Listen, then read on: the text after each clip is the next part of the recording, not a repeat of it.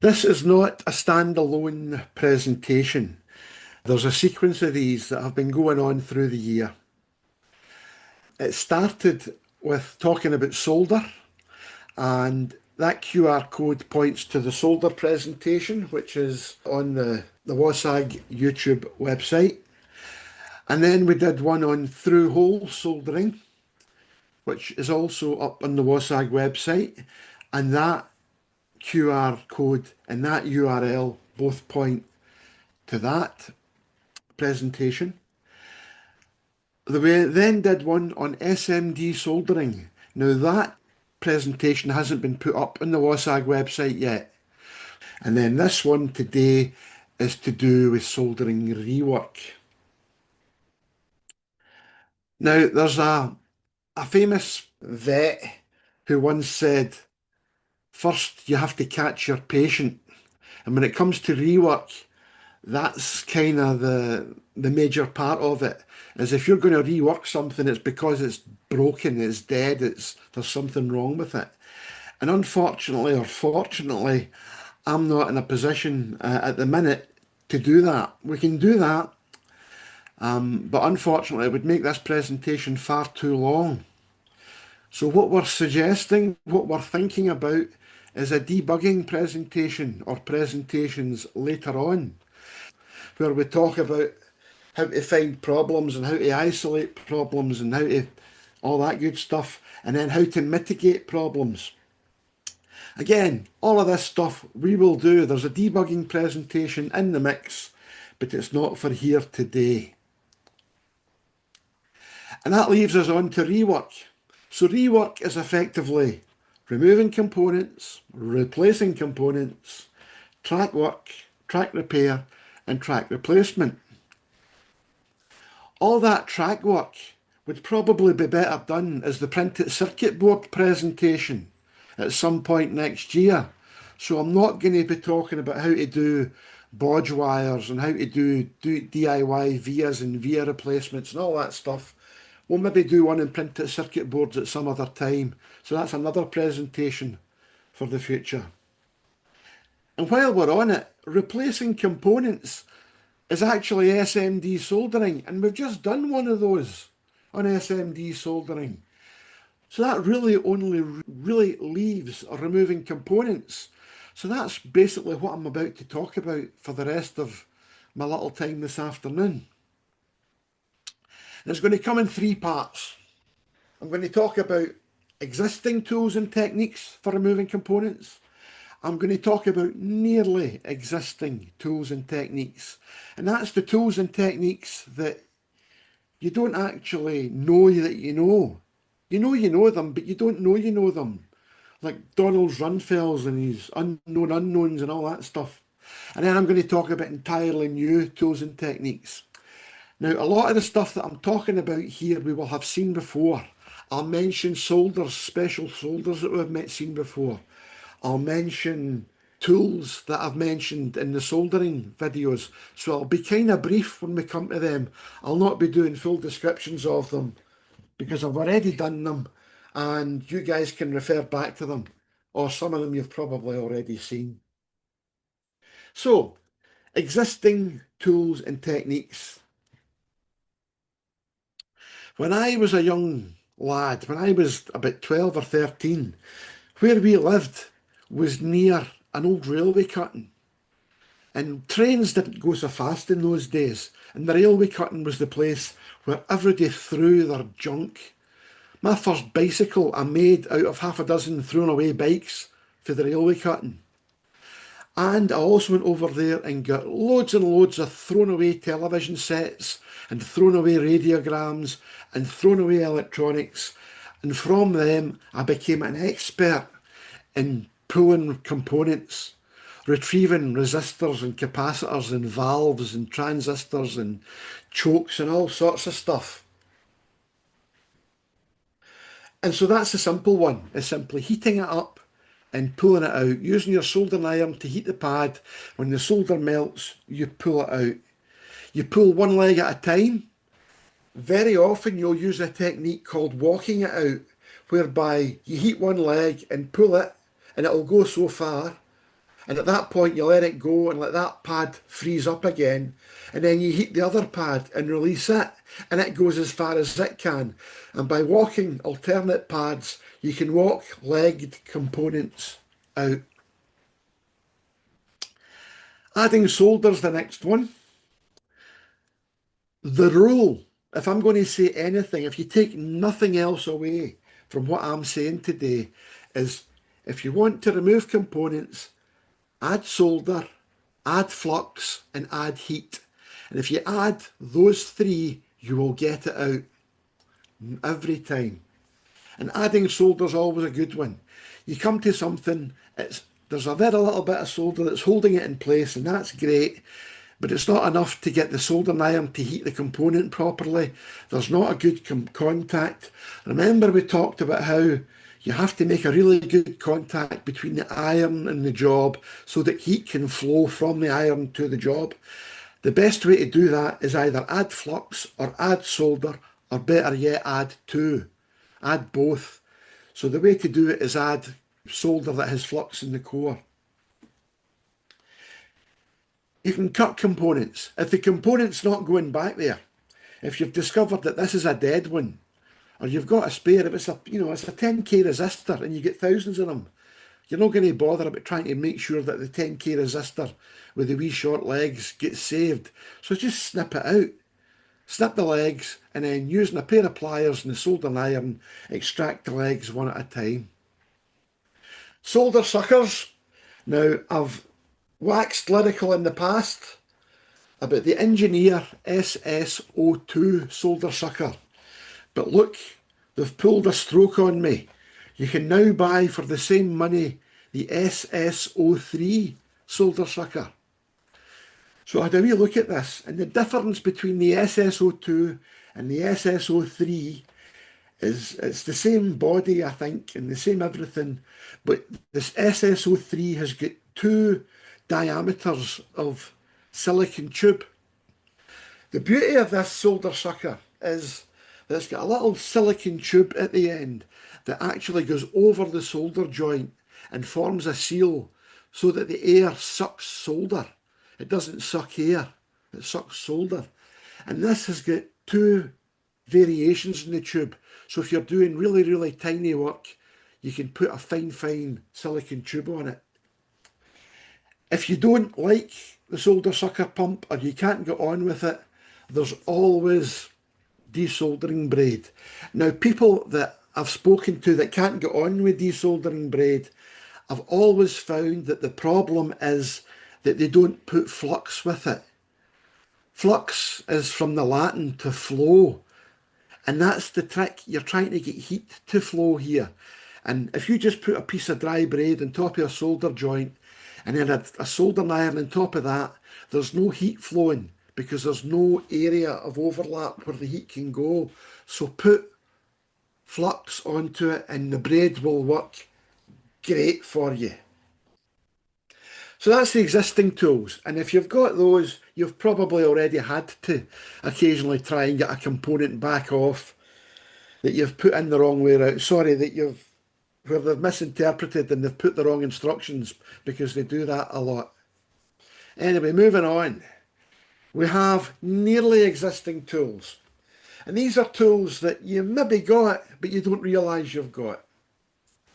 First of all, bigger bits. If you're desoldering, then a physically bigger bit with a bigger surface area gets more heat, gets more solder, heats the flux up, gets more heat into the job, and makes everything easier. There are also specialist bits, including knife bits. There's video to follow here, so you don't have to necessarily worry about this. I'll show you one or two of these.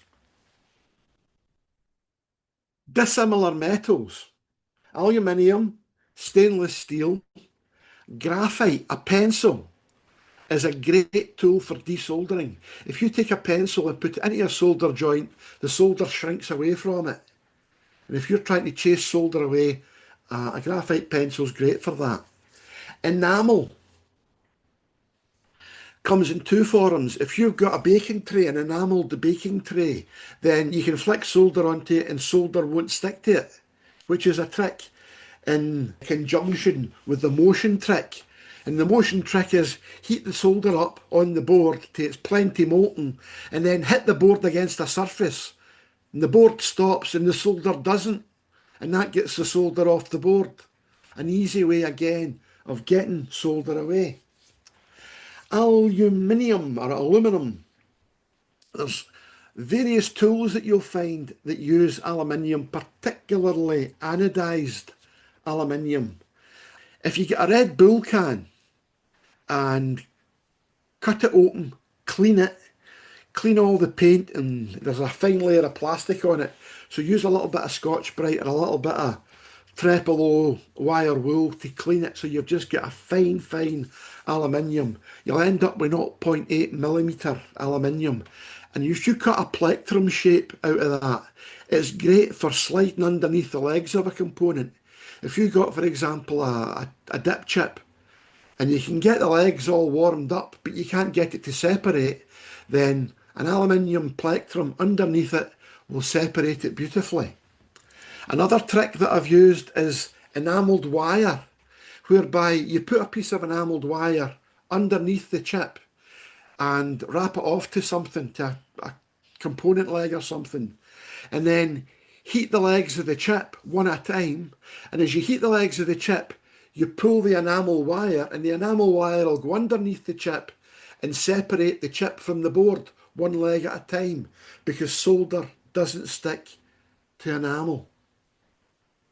There's the use of dissimilar materials is a great way of making solder not go where you don't want solder to be. Desoldering pipes, I'll show you in a minute from our friends in China. And then heat pipes. A heat pipe is something, it's not got a hole down the middle, it's usually a piece of metal and it moves heat about and it's useful. We'll also talk about Chip Quick, which is the low temperature solder. Now I've got one or two videos for these and I'm going to show you. I don't know why, but I've been looking, preparing for this for a week or two now, and desoldering videos are really relaxing. See, if you want to go to bed at night and get a good sleep, look up some desoldering videos. They're great. I've taken clips from other people's videos because it was quicker and easier rather than doing prep and setting up lights and stuff here. So there's some really nice examples on YouTube, and I have stolen shamelessly. I will put a list up of acknowledgements to people whose material I have stolen. So let's have a wee look. First of all, looking at specialist bits. There's a bit for a Weller soldering iron for unsoldering 16-pin dip chips. You don't need that to unsolder a dip chip. Now, if you've got a business that involves unsoldering dip chips many times a day, then that might be worth having. But if you're one of us that's only doing this on an occasional weekend or once or twice a month, or every third day, that's really not worth buying, because you need to have an iron to put it on, or else you're going to be stopping and all that good stuff. So I really don't recommend it. Also, they're expensive. There's the knife bit. Now, people get these knife bits and they disregard them. What's that for? Is it for pyrography? Is it for writing your name on wood or stuff like that? No, the knife bit is one of the most useful soldering iron bits you will ever own. Be aware though, they come in two typical sizes. So if you're buying one, and you can buy them for all the Weller irons, all the TS100s, all the Chinese irons, all the JBLs, all the GBL clones, you can always get a knife bit. Cost you about £5 or £6. You should have one. You maybe should have two, as you'll see just imminently. There's one there. And that's a crystal on that board. And that knife bit is currently heating both the pads and that crystal.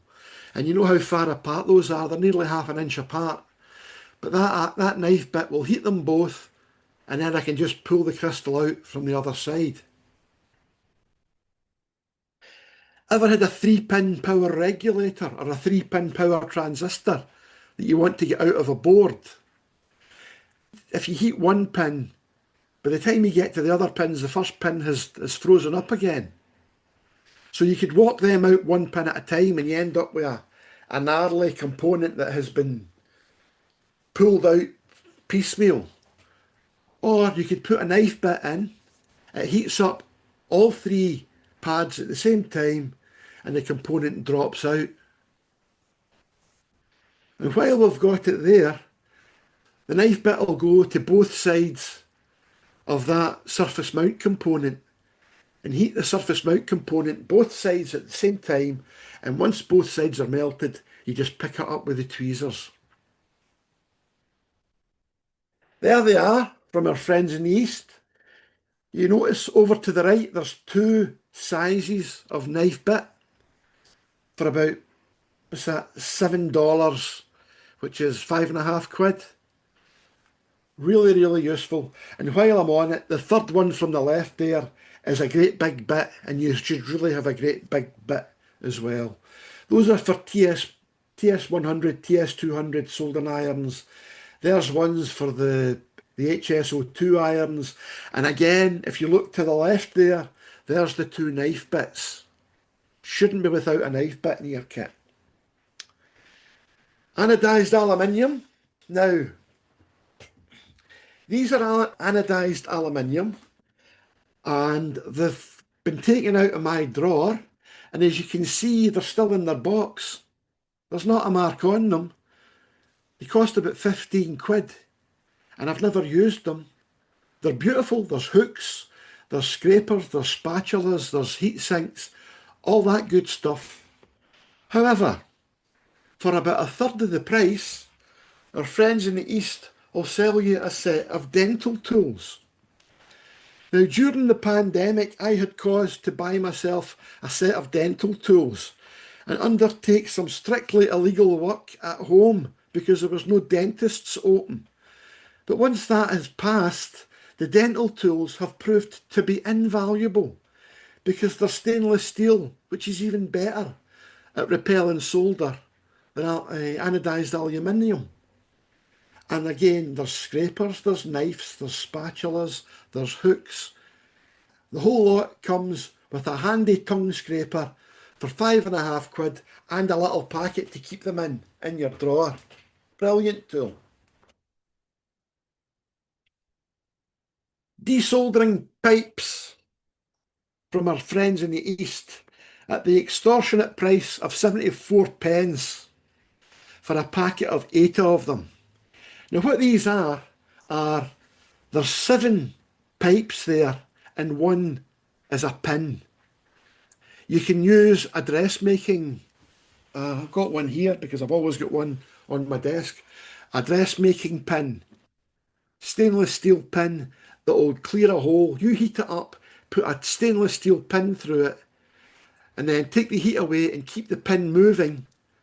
And as the pin moves, you create a dry joint, but you also create a hole, and that way you can get stuff out. So there's a pin there, but the rest of them are steel pipes that have an outer diameter to fit a standard hole on a printed circuit board and an inner diameter to fit the component.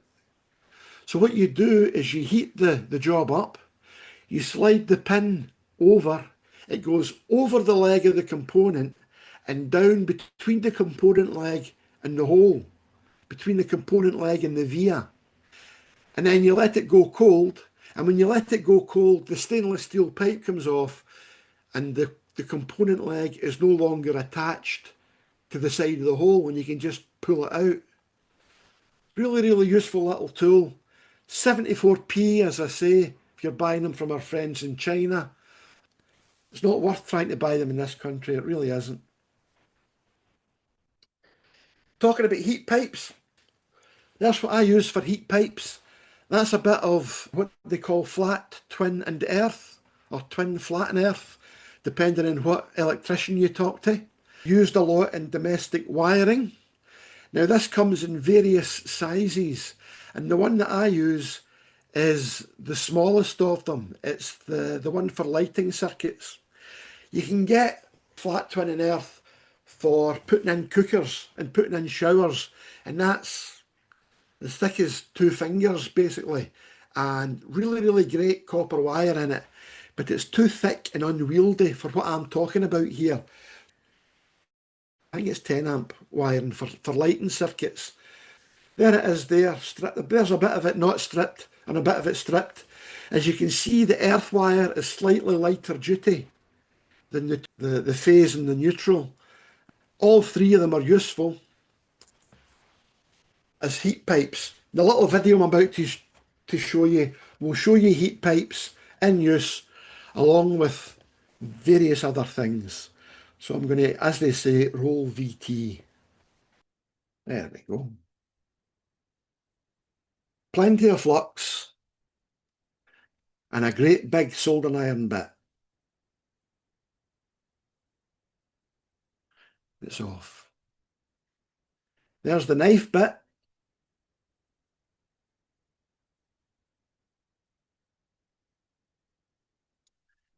Knife bit again.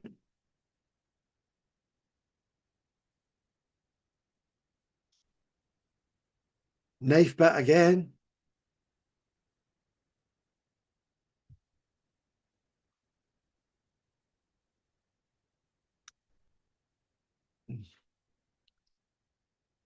Knife bit again. I think this is just excess solder this time. Great big soldering iron, big blob of solder.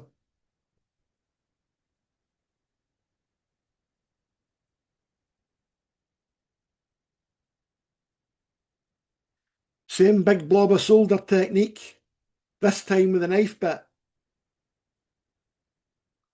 You can do two places at the same time.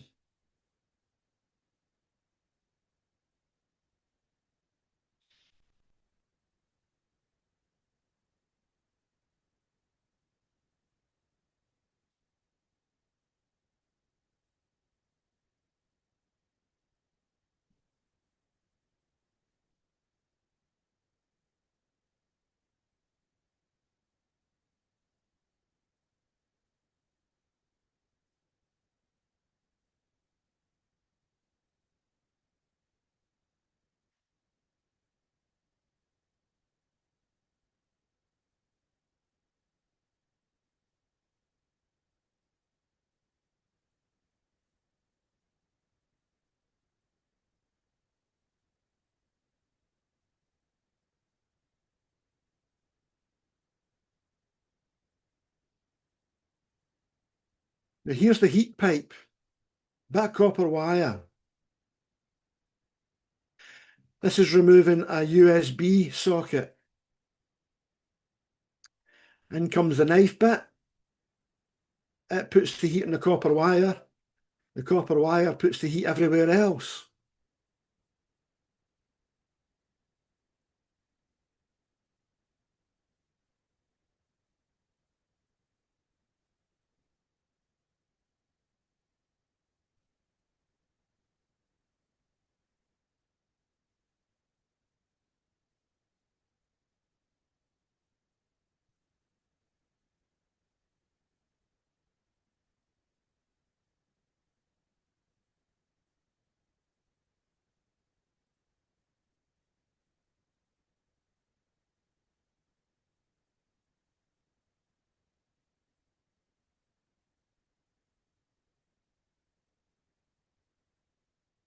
You notice that the first thing he does is solder the copper wire to the job so that it's stuck, and then just start applying heat to the copper wire.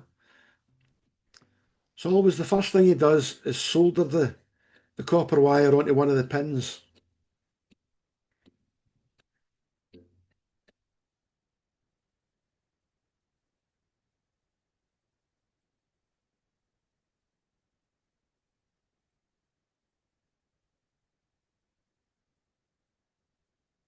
Now this is Kapton tape. Kapton tape's the polyamide tape, and you use that to insulate what you're working on from all the other stuff round about.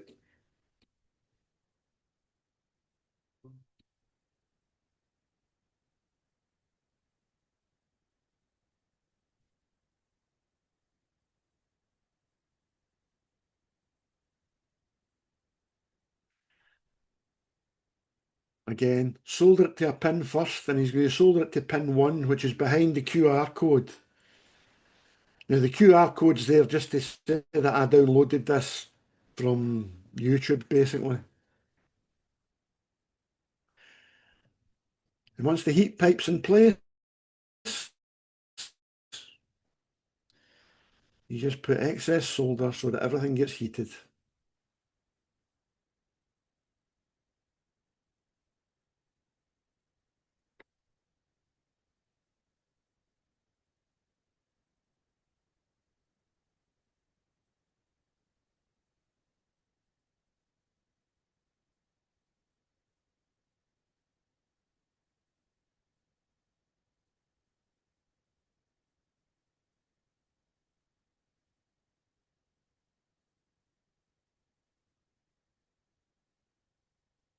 At this point, he's just applying heat. You can see the melt run along the job. Get it all well.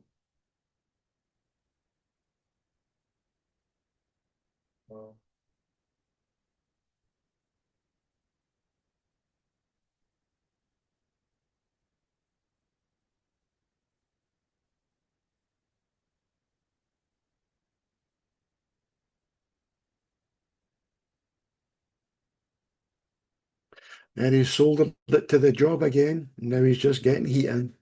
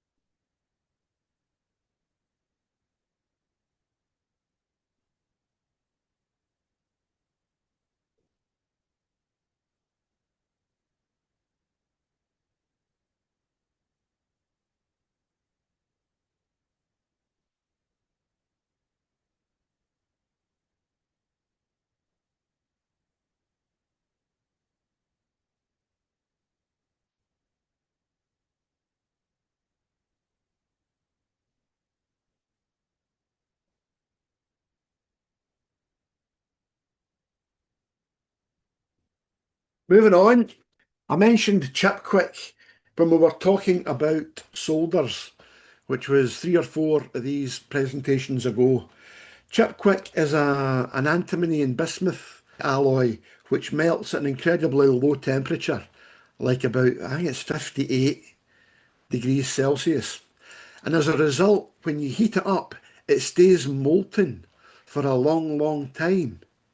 So you can put solder on all the pads of a chip, and when you get to the last pad, the first pad's still molten, and it makes it very, very easy to remove chips. The only problem is it's kind of expensive, as you can see.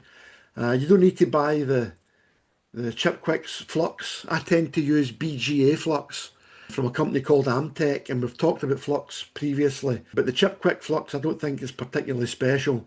And the alcohol wipe is just isopropyl alcohol, propanol, and you can get that locally, and it only costs very little. So you don't really need to buy those bits, but the solder you do have to buy. And it comes nowadays like that. You get a tube with half a dozen or a dozen lengths in it, 10 foot of it, and it costs about 10 or 15 quid. Now, some of you'll probably know Dave at the EEV blog, who does a lot of electronics. This is his first time using Chip Quick, and let's see what he says about it. Now I've got a little bit of practice on that. Let's try it again in real time. Little tiny quad flat pack here. Bit of flux on the pins. We'll do this in real time.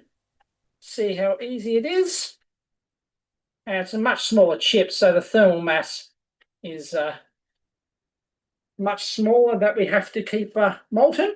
So let's go in there, apply our solder on all sides. Yep.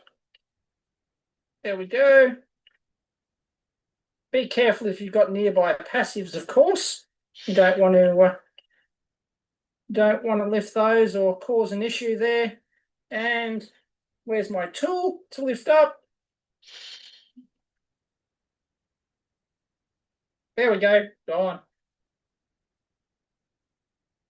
The good thing is we can just lift the excess stuff off those pads, no problem at all, and that was far too easy. Man, instant. I like this stuff. So there you go. So we've now talked about existing tools and we've talked about very nearly existing tools. So now we're going to talk about new tools and techniques. And the first of these is hot air. Now, I talked about hot air stations when I was talking about SMD soldering. You can spend 20 or 30 pounds on a hot air station, or you can spend hundreds of pounds on a hot air station, depending on what you want to do. I don't recommend spending an awful lot of money on a hot air station. If you've got a hot air gun for lifting, stripping paint, that'll probably do as well as one of these things. The one thing you should possibly have is a focusing nozzle. Now, I would recommend a nozzle like that, a bent nozzle. That way you can hold the thing like a pen. If you use a hot air wand and you don't have a bent nozzle, you're holding it over the job, sort of vertically above it, and it becomes a bit tricky, a bit of a job. Whereby if you buy one of these for a couple of pounds, you can hold the thing like a pen and it'll heat the job directly below it. Your wrist is on the deck, on the bench, and it's much, much easier. If you're in the business of doing it and you're doing these things all the time, you can buy individual nozzles that are designed to suit quad flat packs and quad in lines and stuff like that. But these are money. These are 30 and 40 and 50 pounds each. And I certainly don't have any because I don't have that much use for them. I certainly wouldn't buy any. I think I may have one or two of them that I get given free with a hot air gun.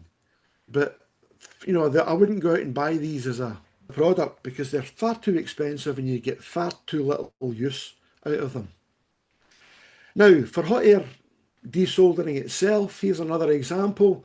This is actually, it takes about 30 seconds to happen, but the video makes it look like it happens in 10 seconds. So what you do is you put a little bit of flux on and then you heat it for about 25-30 seconds.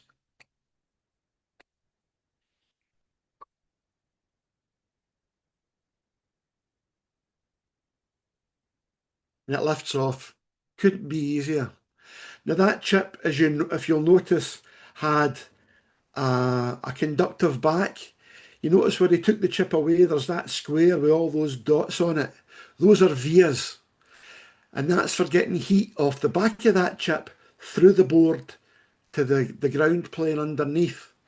So if that chip, you were trying to get that chip off any other way, you would have a good old job of it, because melting that solder that's soldering the chip to the board underneath there is a real old job. Right, so it's worth noticing that these things happen in this industry. Now, I mentioned these before. These are little hot plates. And I said you can get a bigger one, I think 25-30 pounds. Will buy you one of these big enough to let you heat up the glue that holds the display onto the front of an iPhone. Because that's what these are used for a lot in industry. You get big ones that are about 8 inches across, and you go to a temperature, and the idea is that a lot of these mobile phone displays are on with hot melt glue. And so you take it up to whatever it is, 120, and leave it there for 5 minutes.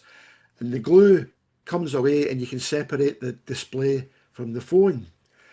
For electronics though, you need to take it up to more like 250, 280 to get above the eutectic point. Now this one here, as you can see, is £22 and it's only 55 millimetres square, which is 2¼ inches or thereabouts. But it's big enough for a nano. It's big enough for an output module for EasyBus. It's big enough for nearly all of the little modules that I get from China. If I want to replace a resistor to upgrade something that I bought from China, or replace a chip, or do whatever, I can do it on that, on my bench here. And not only that, but it runs off a USB-C. So the power supply that supplies my laptop will also drive that. And I can do it on my desk without having to go upstairs or out to the shed to find a bench with a big one on it. And here's an example of how to use it. That there is a wonderful power supply module. It's a step-down buck converter using an LM2596. That's that chip there. That's one of these ones that's soldered on at the back with the vias through the board. The chip is on that board along with two capacitors, a big inductor and that potentiometer for £1.06. The idea is you can put 40 volts into that little board and the output can be from 1.27, I think, 1.2 volts up to 37 volts. You can set it at, and it'll provide 3 amps at whatever voltage you've set. So you want 15 volts at 3 amps for your DCC, that'll provide it for £1.06. The chip, if you go to Radio Spares, will cost you £7.50. But they're currently out of stock at Radio Spares. So you put your £7.50 down now and you'll get them in November for that chip. Meanwhile, £1 will get you one from China. And here's somebody doing just that. See how we're going here. Oh, look at that.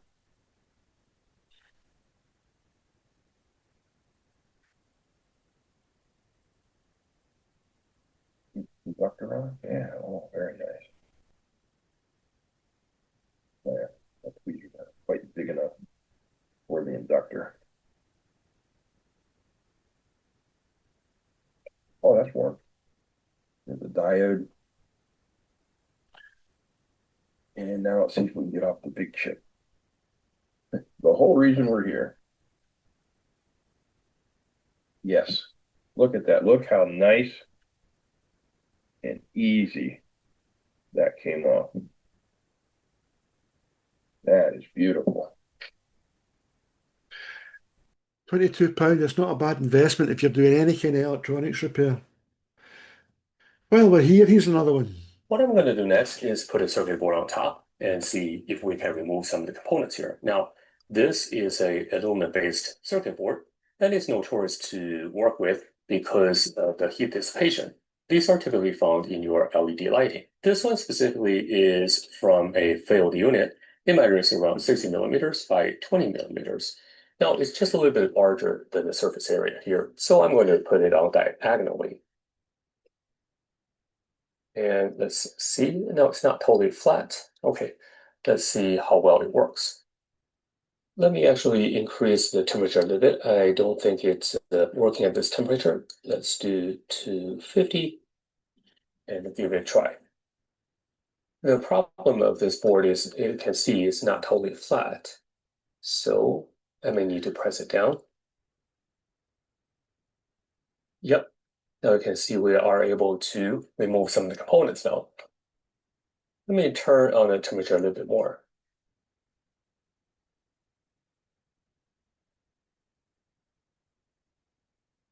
Let's do the maximum, 280 degrees. And now it's up to temperature again.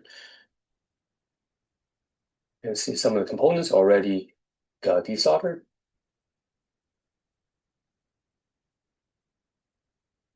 Some of the large components are still need some work.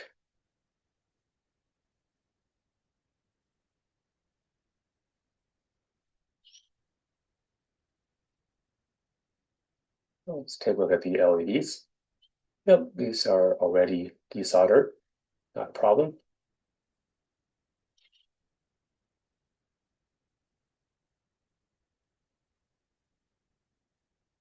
Now, if you're looking at buying one of those, as I say, it's £22, and it's a thing called a Secure T55.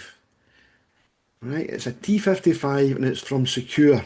And Secure are the same people, it's Secure, and they're the same people that make these hot tweezers. Now, I mentioned these when I was talking about SMD soldering.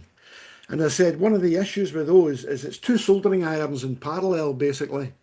And it's really, really useful for desoldering. But what happens is the component tends to stick to one side or the other.